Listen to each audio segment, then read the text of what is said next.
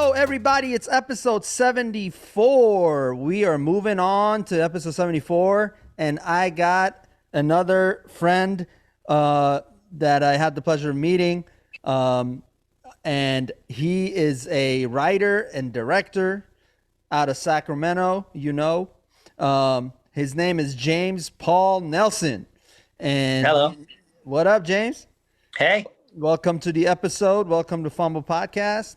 I'm going to give you your intro here. I want to give you your due diligence. James enjoys, this is funny, this is his words, not mine. James enjoys making shit up. If it's funny, it's funny.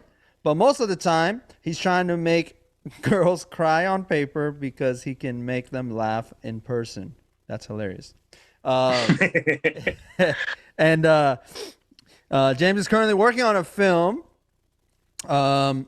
which is a feature film called Being James Nelson, where he shares his mindset and personal journey to establish himself in the entertainment industry as the artist he set out to be. That film follows the ups and downs as well as lets you see who exactly this crazy artist everyone knows, but everyone doesn't know. Okay, cool. So I want to talk about this film because I was actually at Lance Wood headlining show at the Punchline in Sacramento, and that's where I met you originally. Yeah. And you went up and you did about 10, 15 minutes of material. 15, about 13. 13 minutes. First time you did stand-up. Yeah. It was the first time. That's dope, man. The balls it took to do that, I commend you for that. And you also were filming. That was your first day of shooting. Yes. Of this film that we just talked about, Being James Nelson, and that was kind of the premise of your stand-up as well. So talk to me about the film, and then we'll tie into that night at the Punchline. But tell me what this film is about. So basically, yes. So I have been trying to break into this film business and entertainment business ever since I was 19 years old. At 19, I wrote my first screenplay, and I was thinking, I thought it was good, it was one of those things, but some people like it, some people don't. At 19, how good could you possibly be? How good of a writer, how good of a storyteller can you possibly be at that age? Testosterone tells us we're the best in the world at that age. But our mind is not even close. But continue. Yeah. But anyway. So over the years, I've had my ups and downs. I moved to Irvine, California, and I was out there pursuing acting and directing, things like that, networking, basically just the film festivals, basically volunteering at the film festivals, getting to meet people, getting to know people. That's what I was doing. But the problem was, 6 months into me being out there, I started a relationship with a girl. And it kind of derailed my career at that point because it was all about her, all the time, So it was just like I would work my day job and then I would see her, and see her. Hey, I've been there. You lost focus on what your real purpose was, and exactly. When we start chasing tail, it happens, man. I was bad. And at 20, 21, like the 20s, man, that balance, you don't think you're sacrificing anything real, but later on you find out. You figure it out. Yeah. So tell us about that journey of realization, like with that. Well, after about, that relationship lasted 3 years. So it wasn't a short thing, but it wasn't long. 3 years is 3 years. That's long for a young life. Yeah. Being that age, that's long being that age. Right. But when it kind of fell apart, I ended up losing my job in SoCal, losing her, and I just looked around. I was like, you know what am I doing here? Am I going to really just stay in SoCal, and try to just live out here? It's expensive. I don't know what to do. I was finding other jobs, but to be honest, like I didn't like what I was finding. And so I had to move back to Sacramento. So when I moved back to Sacramento, it took a little time. I was depressed. I was a little down, but I realized, I was like, you know what? It's not going to stop me. So I just started writing and going hard in Sacramento. And so Why do you think you specifically, aside from the obvious, which was you were not finding the job or you weren't in a good place, but why do you think that depression comes to a lot of artists like yourself and other artists? Because there's a lot of us that deal with that shit. So I know. Well, the thing is, like, I'm not gonna lie to you. Like, I have an ego. Like, I have a little bit of an ego, and I honestly. But the thing is, I feel like I can back it up. You know, if you read the things I've wrote, and if you see the stories, and if you hear what I have in my head already, even at this age, you know, it's like I'll pit it against anybody else. Like, so I really was that the part. Was that one of the causes of the depression? Because Yeah. you were thinking, you know, you had everything, you had gold, but no one cared. Is that what? Yeah, absolutely that. Absolutely that. To this day, that's how I feel. Yeah. You know, but the thing is, I've written now, I'm up to almost 9 or 10 screenplays, but like the problem is I've only really sold and made money on one, you know, that was hired to write one, but that one, I don't even have my name on it. That one is I ghost wrote for somebody else. They paid me decent money, but my name's not on it. So you're not getting credit for it. Okay. No, yeah. But the thing is though, I thought, hey, I'd get more jobs. You know, I do this, they'll just start trickling in jobs here and there. Yeah. And they had me write the first draft. They liked it, but they wanted polishes and changes. Yeah. They had me make those changes. And then now it's been about a year and a half, almost 2 years. And I don't know what the status of that production is, but at the same time, it's just like, man, I thought I'd get at least 1 or 2, you know, jobs out of it. But it's just back to me writing my own stuff and working on my own projects. So what do you learn? What was the lesson learned from that experience? Well, every time you write something new, you know, anytime you just set out to write something, you learn. You're going to learn new. And that particular story, okay, it's a true story about a gentleman that survived World War II, about his life story. I won't tell the guy's name or I can't go into that. But like basically, it's a true story. That was the first time I'd ever written a true story. You know, they sent me the guy's book and I had to read it and look over it and then adapt it basically into the screenplay. Yeah. And so that's what I did. That was the first one I've ever done that for. And it was just like, I was scared because like normally I make up dialogue. I make, like what you said in my intro, I make shit up. And it's just like, now I can't. It's about this guy's life. You know, So I guess what I'm, because this show business, man, it's a beast, right? It's a beast to tackle, to get name recognition. Everybody and their moms are trying to get into show business, right? So what lessons can we learn or where can we smarten up? Because it's one thing to work hard and have passion, right? Like you and I clearly have that. Working hard and passion is only part of the equation. The other part Absolutely. The other part of it is working smart and knowing and learning from other people who've done this successfully and learning what mistakes to avoid, how to not just jump in head first without any plan or without a team, a trusted team that can get us to the finish line. The finish line, or you know, the starting line, to be honest, because there is no finish line. There is no finish line, but yeah, getting us to that recognition where our network, you know, with the networking, with the connections, and that's the world we live in, man. This show business world is about who you know, right? It's about and kudos to you, because I want to tie into this now as a segue. You reached out to Lance and you asked him if you could have your first day of shoot be at his show. I can't remember the dates, but it was last month. June 22nd. June 22nd. There you go. We all, I just happened to be there with some other comics and friends. We showed up to the Punchline. And then a surprise to me, when we got our tickets, they said, sign here if you're okay to being in this film, which was your film. Yeah. How did that come about? How did you reach out to Lance? Okay. It's kind how of did he funny because greenlight it? at that point, Lance is like an acquaintance of mine because my day job for the past 5 years was working at Golden One Center. Yeah. So I met Lance Woods because we would always talk when he would come in. I recognized him, and he's just such a cool guy. He's very easy to talk to. Yeah. He's funny as hell, and it's just like he's just a dope guy to deal with at all the time. Yeah. And so I reached out. I was like, hey, I told him, I said, hey, I kind of wrote this scene, a scene where a character is opening or doing his first ever stand-up type of thing.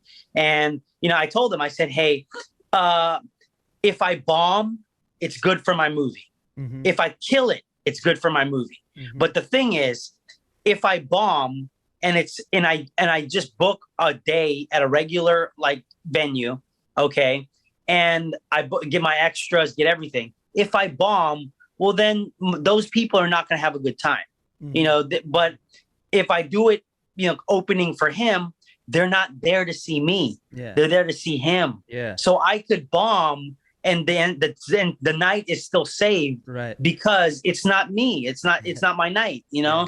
And so when he understood that, he was like, "Oh, absolutely, James. Yeah, let's do it." And so he got me in touch with Live Nation, and we handled everything. That's great. And that's good that you had the wherewithal with the high possibility of it being a bomb, considering it was your first one.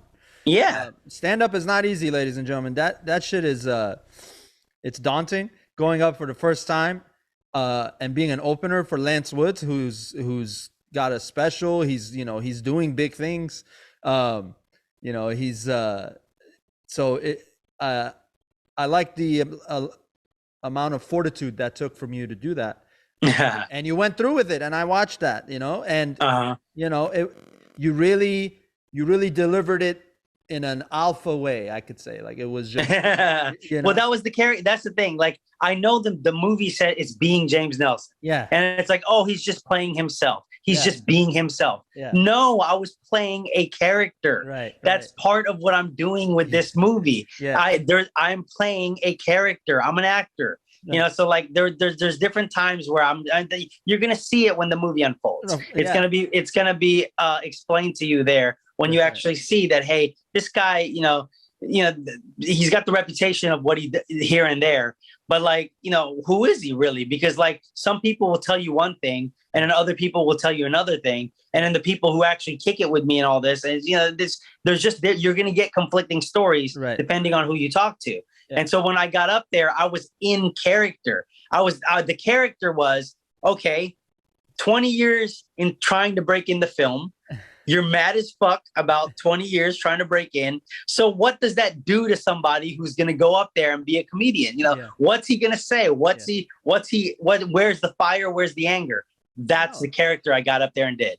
It was definitely entertaining. Oh, you were entertaining. That's good. I'm good. I'm good. You're entertaining. Yo, it was entertaining. I'm being straight up with you, man. I think it was an acquired taste. Absolutely, it was. Yeah. Because I don't think the people who were just regular folks that were there to watch, they didn't get that as much, right? They didn't. Yeah. Understand. It didn't even have much to do with your delivery. It had more to do with they weren't prepared. They didn't know this was happening till they showed up at the film, right? Mm-hmm. If no one knew you were filming, and you know what I mean, I feel like it may have had a different reaction, but but you had to tell them because it's a out of abundance of legalities and all that. You had to let them know. So, but yeah, I would say, was it a perfect performance? No, but it was strong. And like you said, you were in a character that had to be consistent regardless of the reaction. Exactly. That's it. Like I wrote out, basically it was a 13-minute monologue. Yeah. It was a 13-minute monologue that I had to memorize and perform. And again, normally in a movie you can cut. Yeah. and I can redo stuff. Right. But when I was up there, I did it like a stage performance. That's right. You know, like I had 13. I had to go through my whole act and just unload everything and just try to be funny. I got laughs here and there. Where it got the laughs, but you know, I was hoping I'd get more, but you know, I didn't. Again, I was in character. I was at that point. I couldn't hear or feel the audience anymore. All I was focused in was there's certain things I want to hit. Yep. There's a certain way I want to say this and get it out. And again, I have one take. Right. One take. That's right. You know, so that's what I did. And so you're going to see it in the movie. Yeah. But I think in the movie too, I might show you that me practicing it.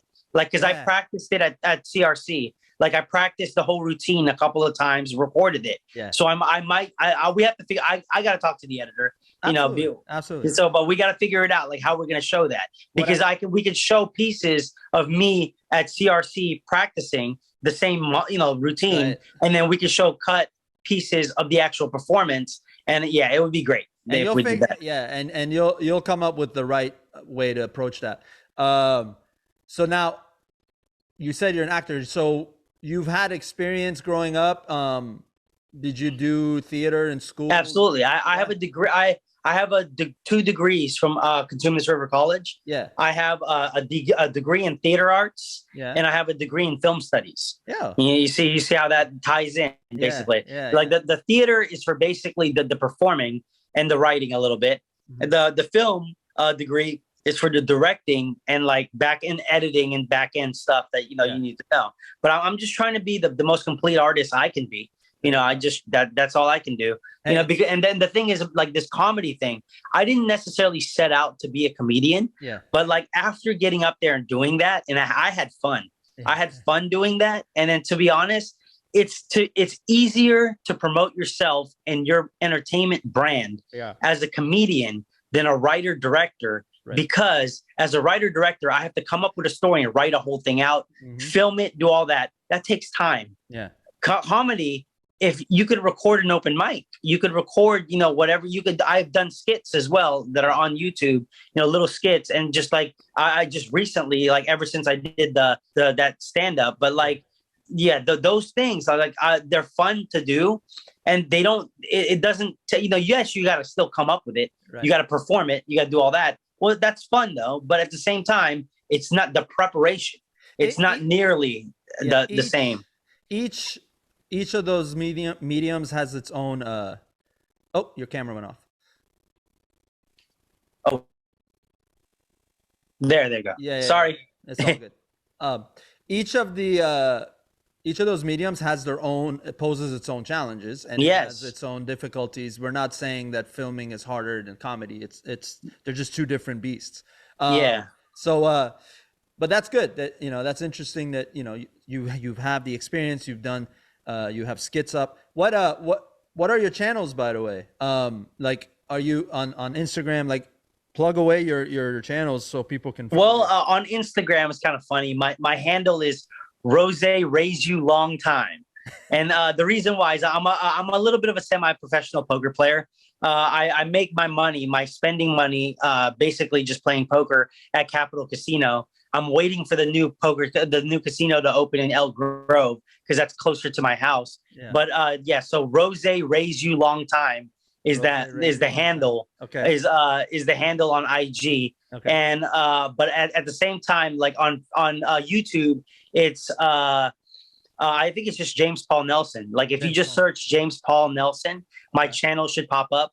But I'm not specializing in one thing. Yeah. Like I'm showing people my poker videos. I'm showing people like I still do, but I haven't done many episodes yet lately about it's called Writer on Writing.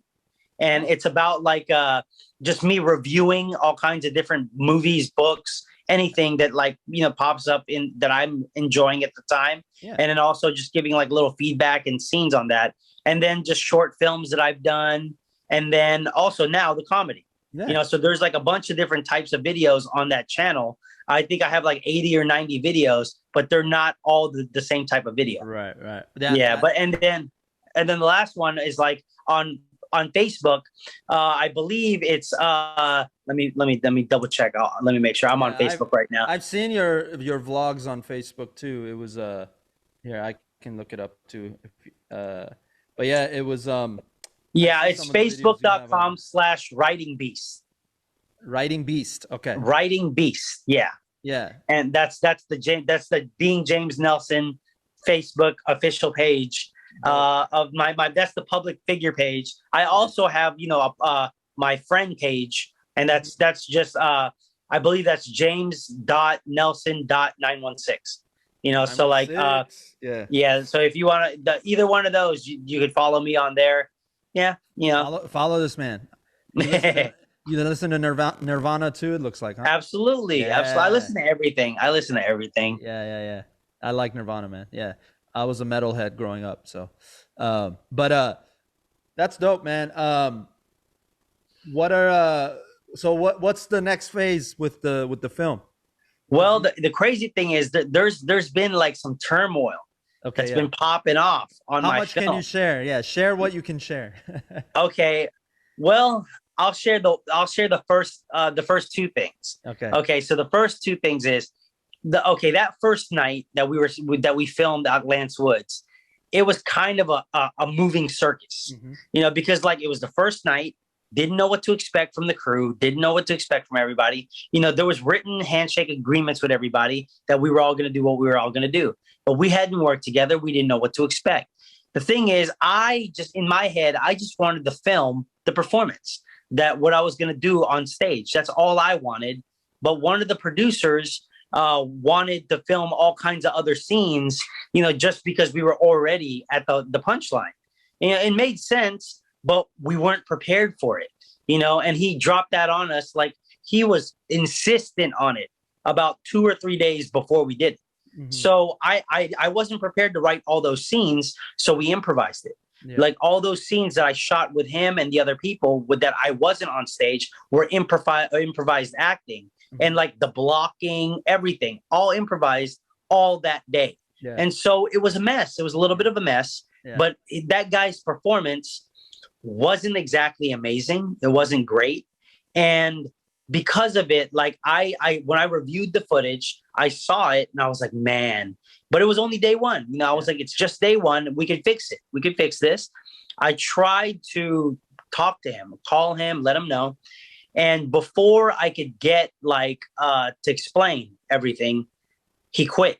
Like, he started blaming me, and like feeling like he was saying that I made him look bad and all this because I was unprepared and all this. And I was trying to explain to him, I was like, you're the one that wanted to do that. You're the one that was insisting that we do all these scenes that I was not prepared for, because I had no time to prepare and write those scenes out.